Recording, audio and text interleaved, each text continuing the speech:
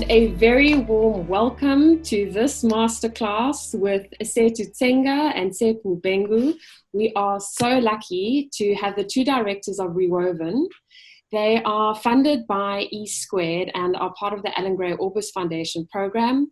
Tshepo has completed his BCom in Financial Accounting at UCT, and Esethu has completed her master's degree also at UCT in Development and Economics. And as mentioned, they're the directors of Rewoven. It is a company that is completely disrupting the textile industry in South Africa, and also they are part of creating a circular economy. Exciting stuff. They are here to tell us more and answer all your questions. So over to the two of you. Could you tell us a little bit more about the work that Rewoven does in South Africa? Sure. First of all, hi to everyone. My name is Esethu, as Janine has already mentioned. So we are part of the Rewoven team, and essentially at Rewoven, we are in the business of recycling fabric waste. We realized very early on when we started the business that there's a lot of fabric waste that is generated in the clothing manufacturing process. And all of this waste typically just goes to landfill and it sits there and it pollutes the environment. So we decided that how about we take this textile waste, we recycle it, and then in the process of recycling, creating jobs, and then create a product out of this, which is fabric. And then this fabric can then be sold back to clothing manufacturers who can then use it to make clothes, who can make other things from the textile waste that we have recycled. And that's just a little bit on Rewoven that I can share for now. Awesome. Well, we will be watching this with lots of interest, and I'll be posting some links also on some articles that have been published on what Rewoven has done. But before we jump into today's conversation, could you tell us a little bit more about what the distinction is between an entrepreneur and an intrapreneur? Would you like to start? No, you can go for it. Okay, sure. So from my understanding, and I might be incorrect, but from my understanding of what an intrapreneur is and an entrepreneur is, they're essentially the same thing. With a very small difference. So an entrepreneur, which is the one that most people know of, is someone who starts their own thing. So an entrepreneur is someone who finds a problem that needs a solution, and then in them trying to solve that problem, they actually start their own organization, they start their own project, whether it be a for-profit, a business, or a non-profit, not an NGO. Essentially, they start their own project to go solve that problem that they've seen. Whereas an intrapreneur also it has the mindset of solving problems.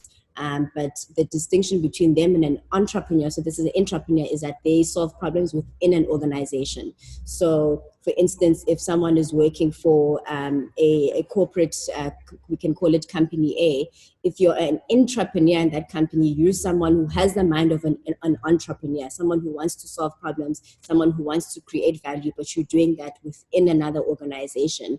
And then, like I said, whereas an entrepreneur, you actually start your own business. So same mindset, but different places where they are applying that skill. That's a great distinction. Yes. And that mindset is so key for 21st century industry, whether you're starting your own thing or whether you are working for a company. But what I'm also curious about, and what our students would love to know, many of them have started their own businesses, they've got side hustles. What advice would you give them, particularly for those that have family responsibilities? Tshepo?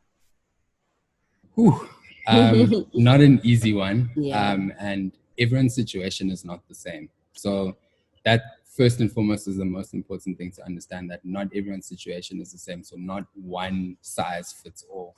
But what I found really has helped in my journey is that I communicate openly around my situation.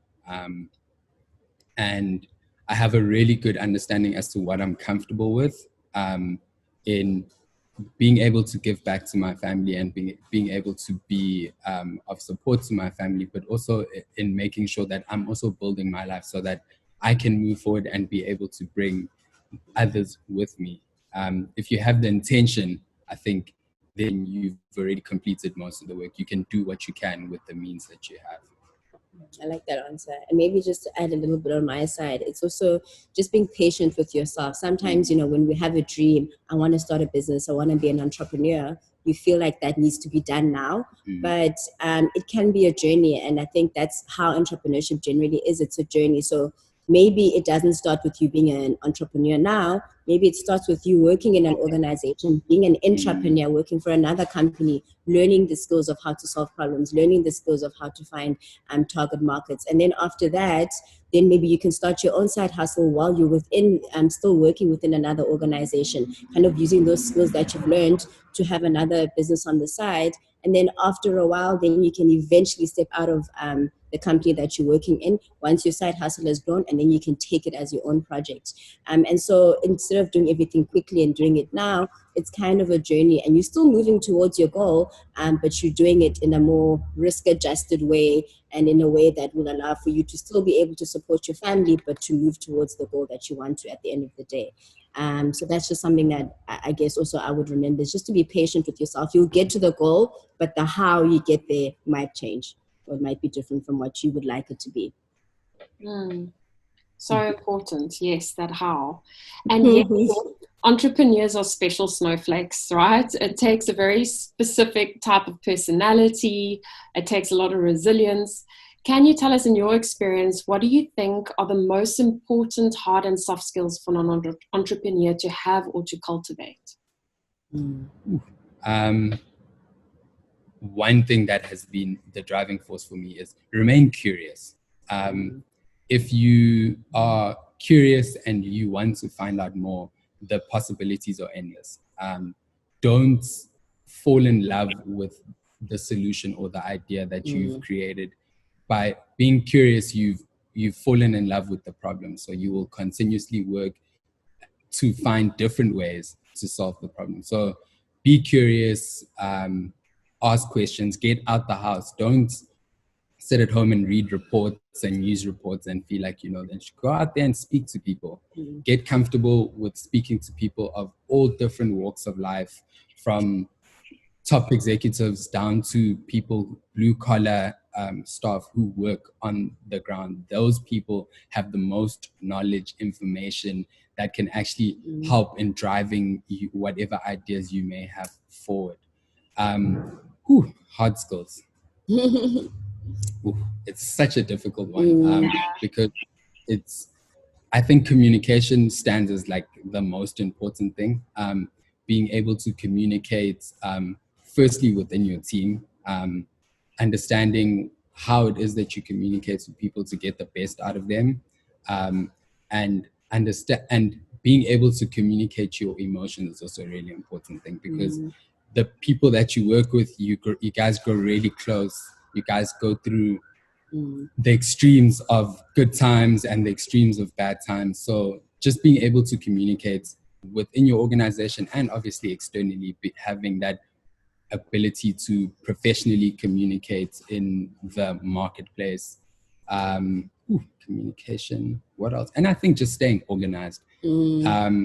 Staying organized, your time management, be absolutely selfish with your time.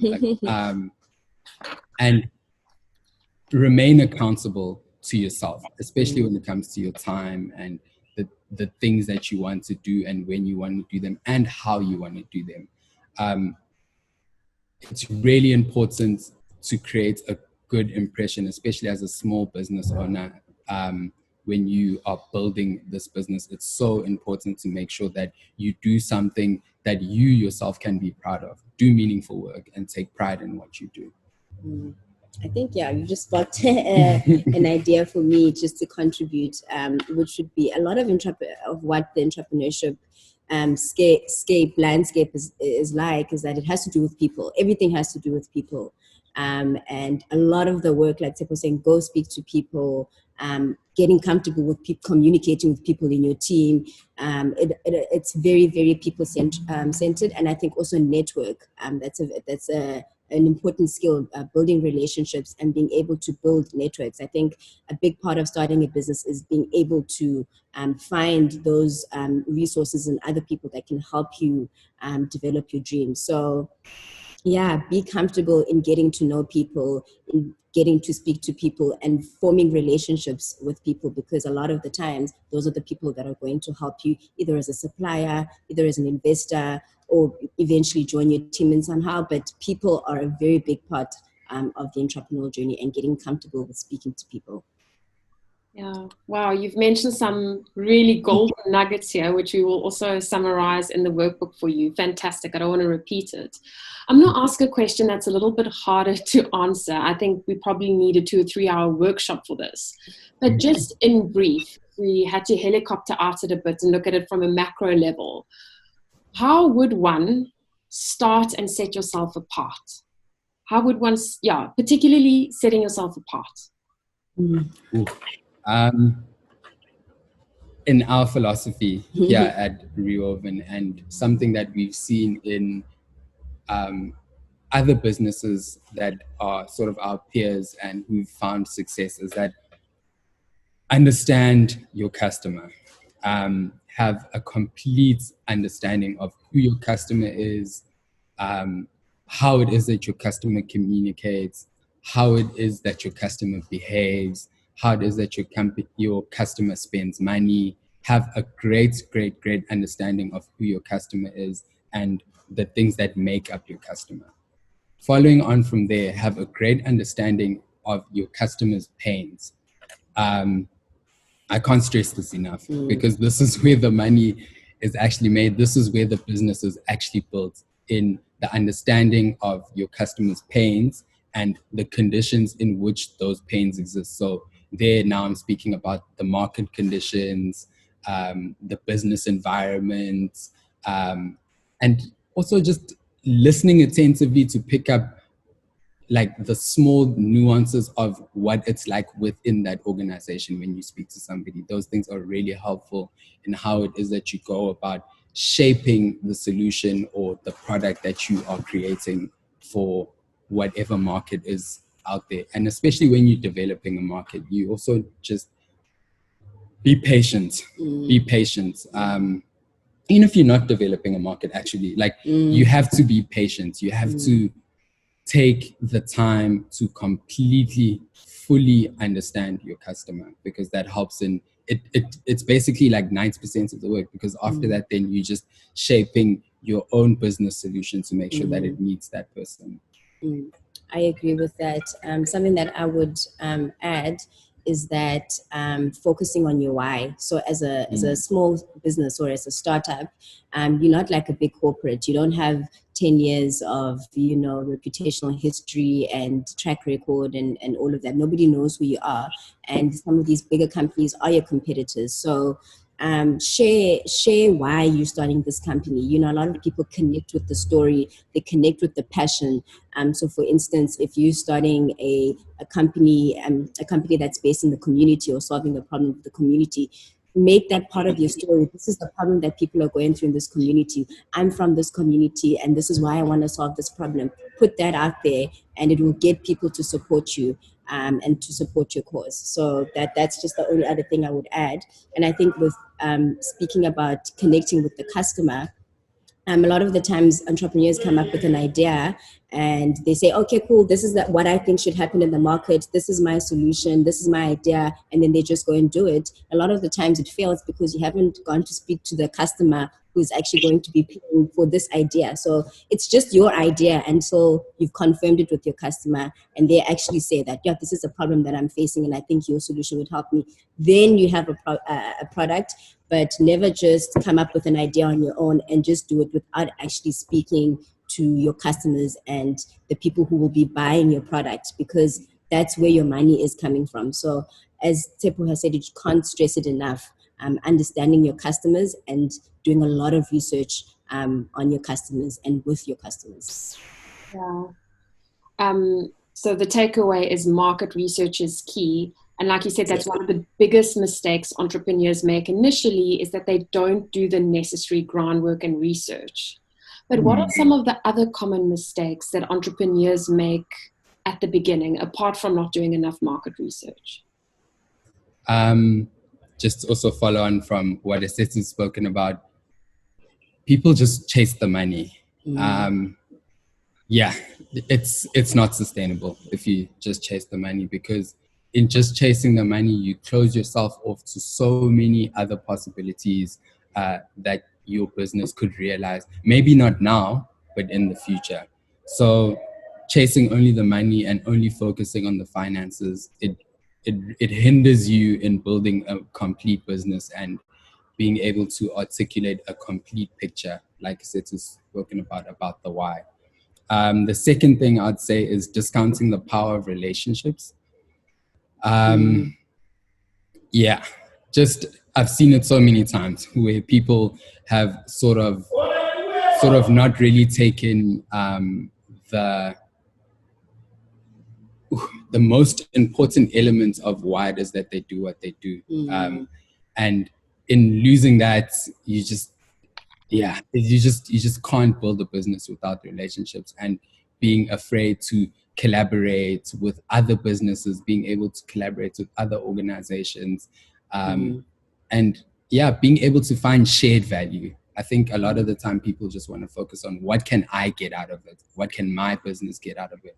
Whereas if you guys have a sort of shared value approach, it's amazing how much more you can get out of something that you maybe thought was this big is maybe this big when you guys are all sharing a piece of that. So I'd say those are the more common mistakes. I was literally going to say the same thing. Yeah. You're not going to do this thing alone. And a lot of the times people want to start a business for their own egos and to make money and to be, I want it to be me. I started this business. I bought the solution. And you're not going to get far. There's that African proverb: if you want to walk fast, if you want to go far, walk with other people. But if you want to go fast, walk alone. So if you want to go far, especially as a startup, you have limited resources. So you're not like the big companies. So it helps to partner with another organization that might have those resources, and you have something else that they don't. And together you work towards that goal. And even within your team, you're not going to do it alone. You're going to have a team, and each person's going to be doing something that they're good at. So never look to do something alone. Collaboration is where you can get the most benefits for growing your business. Last thing. People forget the most important thing about a business. It's not about you. The people that work within your business, those guys they are everything to the business. So never get ahead of yourself and forget the immense importance of those people within the business. Look after those people. Take time to get to know those people. Also take time to want to help them develop, however it is that they want to develop. And the results of doing that work, which is a lot of work that people don't do or leaders don't do, you just lose out on so much, man. You just lose out on so much. And I think in summing up what you just said, is just this idea of entrepreneurship is not about the ego. It's not about you. Even when we're talking about customers, if you come up with an idea and you think the idea is going to work and you just do it and you don't speak to anyone else, you don't go do your research, it's not going to work. If you just want to bring a project ahead and you don't collaborate with other people, and you don't find those opportunities to collaborate with other people, it's not going to work. If you think that I'm the big boss, I'm the one making this business move forward, I'm the only person who's driving this thing forward, forgetting that the people who are actually doing the work are what is making the business move forward, it's not going to work. So in market research, in finding relationships, and even within your organization, it's not about you, it's about us solving the problem. That is what it's about. Fall in love with solving the problem, and not about you being the guy bringing it forward. Wow. That was so powerful. You guys are such trailblazers in the South African economy. I wish you would preach it loud and proud to everyone. And it's not just for business owners, but even if you're working for a business, these are such important, crucial elements that are not looked at, that you've touched on. There's so much more to say about starting your own business, but we're pressed for time. So we're going to head on straight into the mental game of entrepreneurship. And of course, as they say, you know, with entrepreneurship, 9 out of 10 businesses in South Africa, I think the statistic is in the first 2 years don't quite make it. So you have to get comfortable with failure. And like you said, you can't be in it for the money, right? There has to be something bigger driving you. Your why has to be incredibly powerful. But that being said, how do you become comfortable or more comfortable as an entrepreneur with failure? I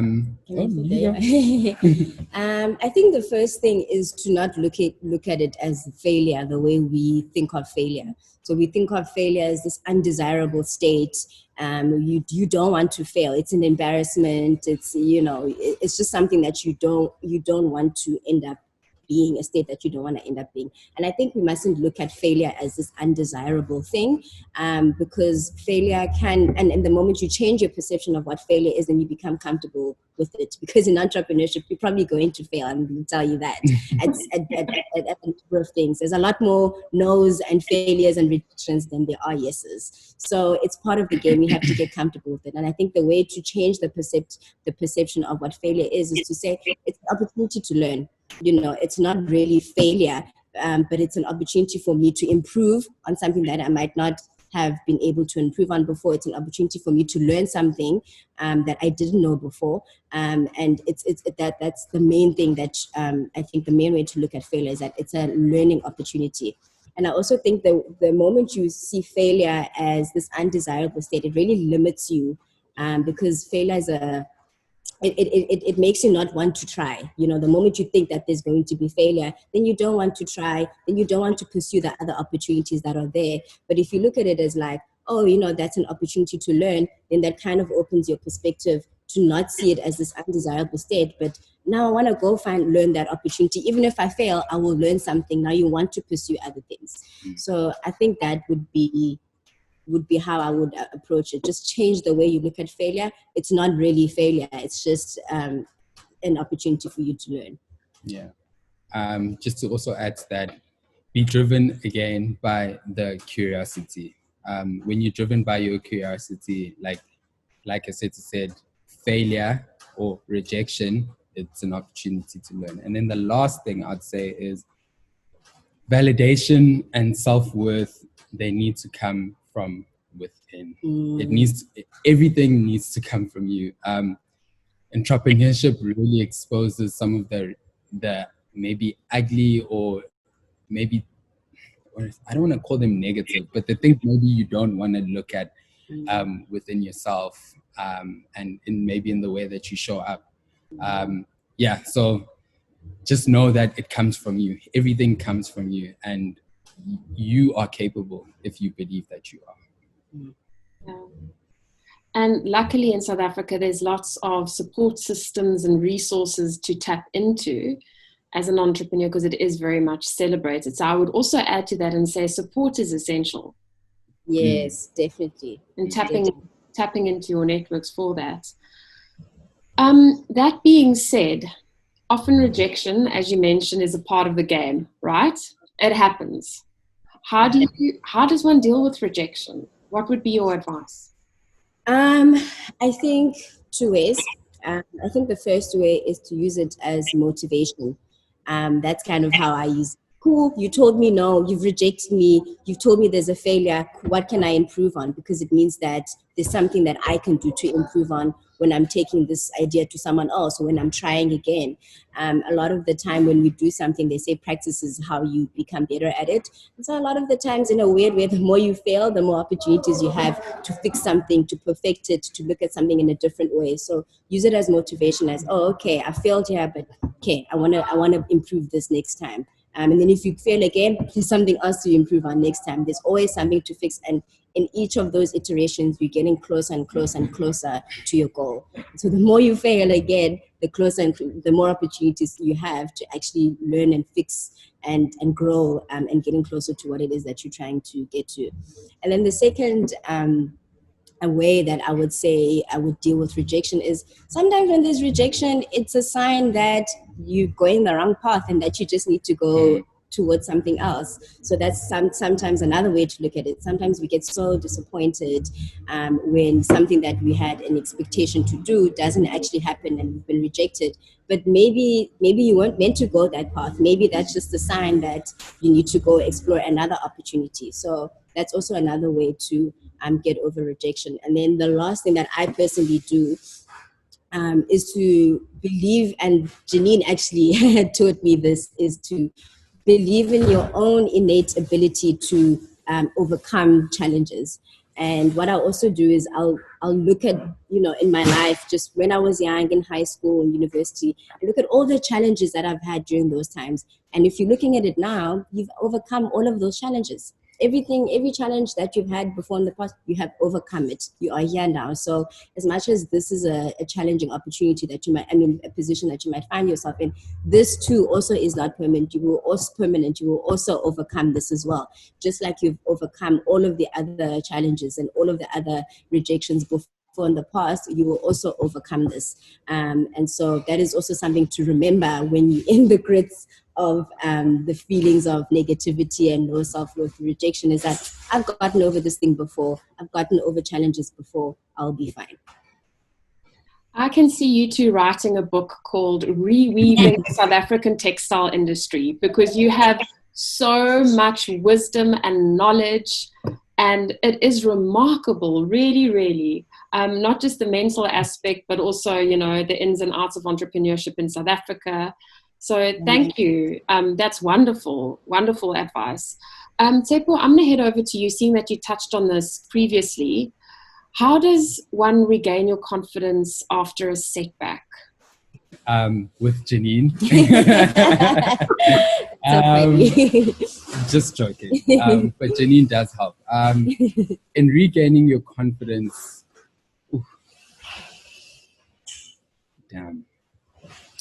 firstly, it's about being honest with yourself. And by being honest with yourself, I don't mean being hard on yourself. Often, I think sometimes we think of to be honest with oneself, one needs to be like, you did this and this and this wrong. And like I said, it's like, think back to all the things that you did right, actually. And it helps you realize that this place that you find yourself in, it's not as grim as it looks. So in just regaining your confidence, take your time. Go back to the things that speak to you and really resonates with why it is that you're doing what you're doing. Understand that you do not know everything and you will not know everything, and it's a very uncertain space, but you're doing your best. And if you know you're doing your best, that is enough. That is actually enough. Funny enough, there's no way beyond that where you can go, because you're already doing your best. And it takes time, but it will come. It does come, and it will before you know it, you'll wake up and you'll be like, hey, I'm here. This is me, and I'm doing this. And when you reach that, it's just such a warm feeling, because you feel like you're actually living and you are able to enjoy what you're doing again. And mistakes happen, life is not perfect. There's going to be no's and yeses, and that's just part of the journey. So be kind to yourself first and foremost. And this is something that I need to remember, but be kind to yourself first and foremost. A lot of the time when you have gone through rejection and you're feeling so hard and so sad, it's because you're being hard on yourself. You're judging yourself. So stop judging yourself. You've done enough. You're still on the path towards your goal, and mistakes are part of that journey, and they help your journey. So everything is good and everything is contributing towards the end goal. So stop judging yourself for making mistakes like a normal human being. And just continue with the journey. Keep walking, keep swimming, as I say. You've got this halo of light coming down onto you, like angels. Yes, the angels. Sitting in their factory, and I'm sure those of you listening at home, will hear some of the excitement going on in the background. And they're really created, like angels. And that being said, our angels for today, do you have any final words of wisdom for budding, enthusiastic entrepreneurs? I think I'd said most of mine. In that, fall in love with the problem, and the solution will come to you. Love what you do. So do meaningful work and take pride in the work that you do. And then lastly is, the relationships thing again. Do not discount the power of relationships. For me, I would say, first of all, trust in yourself. Trust in yourself, trust in your abilities, and also realize, and like I've said, that it's not about how you get there. You will get, the how will change. Have the goal in mind, and the how you get to the goal will be different to somebody else's. Please know that. And it might even be different to what you had originally thought of. It might change as the journey goes on, but the goal is always still there. And that's what I would say. Don't compare yourself to anyone. This is your journey. There is no deadline or end period. Be kind to yourself while you are embarking on this journey. And just trust in yourself. You can do it. If you believe you can do it, then you can do it. A lot of the times you come up with excuses, 5 million excuses for why we shouldn't do something. And the moment you do that, it's really not going to happen. But if you just believe you can do it no matter what, I don't know how the how will happen, I will figure it out. It might take 10 years or whatever, but I know that this is what I want to do, you will get it done. So just trust in that. Thank you so much today for your time, for your generosity, for your words of wisdom. I am sure that this will go down in the books and that it will be rewatched by many students and alumni down the line. And we really look forward to seeing how Rewoven continues to change and innovate the South African textile industry. Thank you so much, guys. Thank you so much, Janine. Thank you so much.